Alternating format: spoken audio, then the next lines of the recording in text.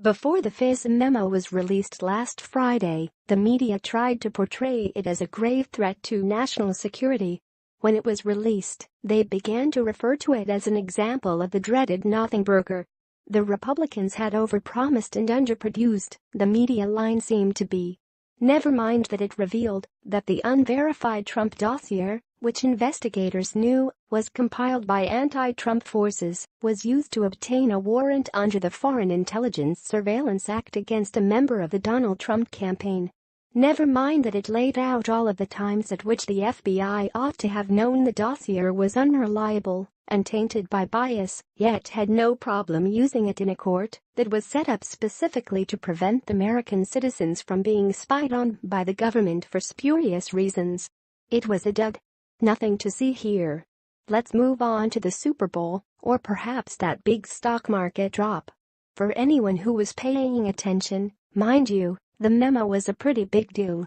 It threw back the curtain on weaponized intelligence being used against a candidate for the presidency for political reasons. While we had heard whispers of what was in the memo before, what it revealed had yet to be put forth in such detail. At that level, the media's relative silence about the memo was telling.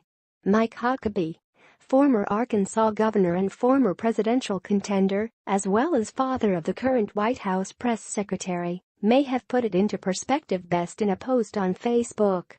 I lived through Pentagon Papers and Watergate, Iran-Contra and Whitewater and more, but first time in my life seeing press trying to keep lid on government actions rather than fully expose, Huckabee wrote on Monday.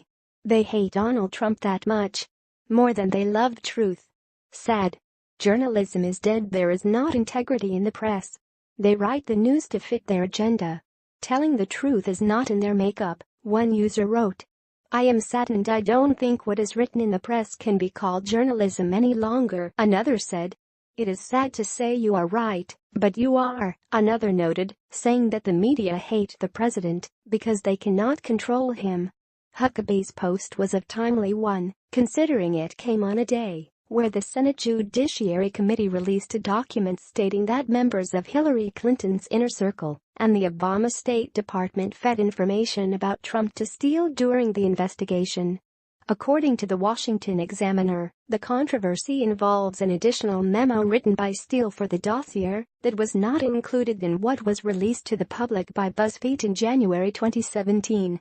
Steele wrote the additional memo based on anti-Trump information that originated with a foreign source, the Examiner wrote. The memo was part of a criminal referral from Senator Chuck Grassley, the chairman of the Senate Judiciary Committee, and Senator Lindsey Graham, RSE, asking the Justice Department to investigate Steele.